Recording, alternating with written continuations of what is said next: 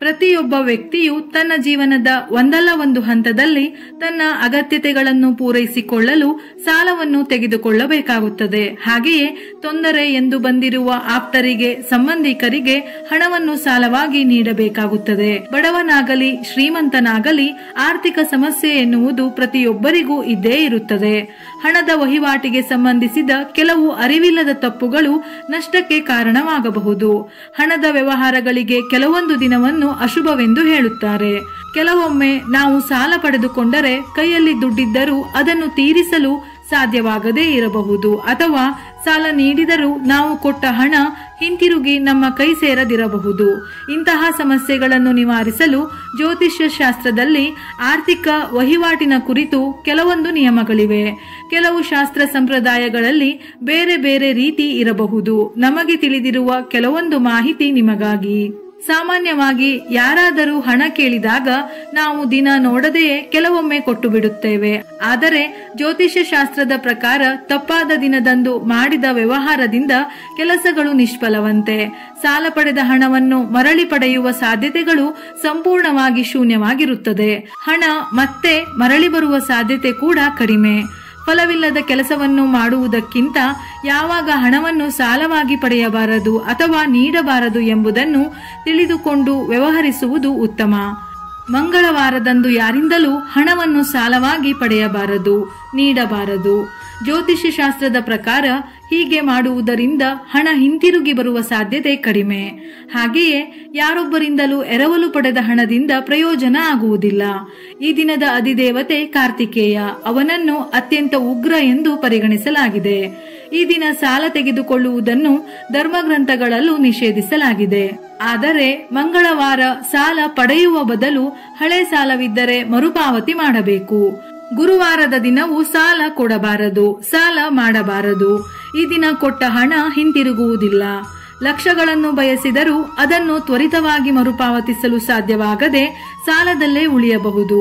ವಾರದಲ್ಲಿ ಸಾಲ ನೀಡಲು, ಸಾಲ ಪಡೆಯಲು ಗುರುವಾರ ಮಂಗಳಕರವಲ್ಲ. ಗುರುವಾರ ಸಾಲ ಪಡೆಯುವುದರಿಂದ ಸಂಬಂಧಗಳು ಹಾಳಾಗಬಹುದು. ಈ ದಿನ ಯಾರಿಗಾದರೂ ಹಣವನ್ನು ಸಾಲವಾಗಿ ನೀಡಿದರೆ ಅದನ್ನು ಮರಳಿ ಪಡೆಯುವ ಸಾಧ್ಯತೆಗಳು ಕಡಿಮೆ ಎನ್ನುವ ನಂಬಿಕೆ. ಜ್ಯೋತಿಷ್ಯದ ಪ್ರಕಾರ ಸಾಲವನ್ನು ಮರುಪಾವತಿಸಲು, ಅಂದರೆ ನೀವು ಪಡೆದಿರುವ ಸಾಲವನ್ನು ತೀರಿಸಲು ಉತ್ತಮ ದಿನ ಗುರುವಾರ.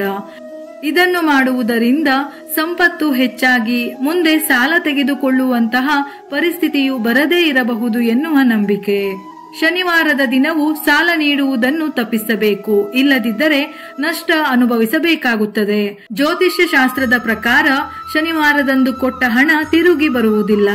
ಈ ದಿನ ನೀವು ಯಾರೊಬ್ಬರಿಂದ ಹಣವನ್ನು ಎರವಲು ಪಡೆದು ನೀವು ಬಯಸಿದರೂ ಕೈಯಲ್ಲಿ ದುಡ್ಡಿದ್ದರೂ ಆ ಹಣವನ್ನು ಮರುಪಾವತಿಸಲು ಸಾಧ್ಯವಾಗುವುದಿಲ್ಲ. ಶನಿವಾರದಂದು ಸಾಲ ನೀಡುವುದು ಅಥವಾ ಸಾಲ ಪಡೆಯುವುದು ಶಾಸ್ತ್ರಗಳಲ್ಲಿ ನಿಷಿದ್ಧ. ಏಕೆಂದರೆ ಇದರಿಂದ ನಷ್ಟವನ್ನು ಅನುಭವಿಸಬೇಕಾಗಬಹುದು.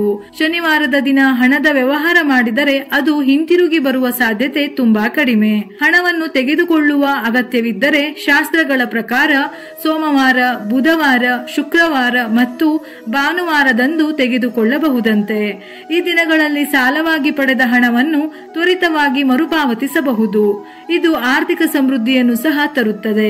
ಅಮಾವಾಸ್ಯೆಯ ದಿನ ಹಣ ಕೇಳುವ ವ್ಯಕ್ತಿ ಎಷ್ಟೇ ಆಪ್ತರಾಗಿದ್ದರೂ ಅವರಿಗೆ ಸಾಲ ಕೊಡಬಾರದು. ಅಮಾವಾಸ್ಯೆಯ ದಿನದಂದು ನಕಾರಾತ್ಮಕ ಶಕ್ತಿಗಳು ಸಕ್ರಿಯವಾಗಿರುತ್ತವೆ. ಇದು ನಿಮ್ಮ ಸಂಪತ್ತಿನ ಮೇಲೆ ಪರಿಣಾಮ ಬೀರುತ್ತದೆ. ಅದಕ್ಕಾಗಿಯೇ ಈ ದಿನ ನೀವು ಯಾರಿಗೂ ತಪ್ಪಿಯೂ ಹಣವನ್ನು ನೀಡಬಾರದು.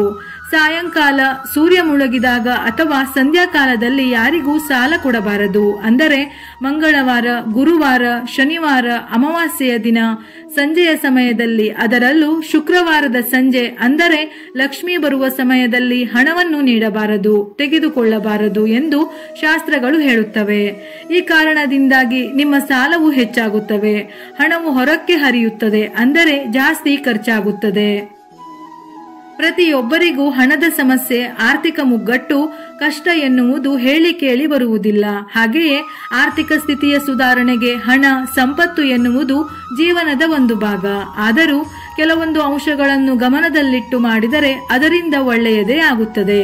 ಹಣ ಎಂದರೆ ಲಕ್ಷ್ಮಿ. ಲಕ್ಷ್ಮಿಯನ್ನು ಕೊಡುವಾಗ, ನೀಡುವಾಗ ಗೌರವದಿಂದ ನೋಡಿಕೊಂಡರೆ ಲಕ್ಷ್ಮಿ ಸಂತೃಪ್ತಳಾಗುತ್ತಾಳೆ. ಹಾಗಾಗಿ ಹಣವನ್ನು ಪಡೆಯುವಾಗ, ನೀಡುವಾಗ ಈ ಮೇಲಿನ ಅಂಶಗಳನ್ನು ಗಮನಿಸಿ ಹಣಕ್ಕೆ ಸಂಬಂಧಿಸಿದ ಯಾವುದೇ ವ್ಯವಹಾರವನ್ನು ಒಮ್ಮೆ ಯೋಚಿಸಿ ಹಣದ ವಹಿವಾಟನ್ನು ಮಾಡಿದರೆ ಉತ್ತಮ. ವಿಡಿಯೋ ಇಷ್ಟ ಆಗಿದ್ದಲ್ಲಿ ಮರೆಯದೆ ಲೈಕ್ ಮಾಡಿ, ನಮ್ಮ ಚಾನೆಲ್ ಅನ್ನು ಸಬ್ಸ್ಕ್ರೈಬ್ ಮಾಡಿ. ಇದೇ ರೀತಿಯ ಮನಮುಟ್ಟುವ ಉಪಯುಕ್ತ ಮಾಹಿತಿಗಳಿಗಾಗಿ ಮತ್ತೆ ಭೇಟಿಯಾಗೋಣ.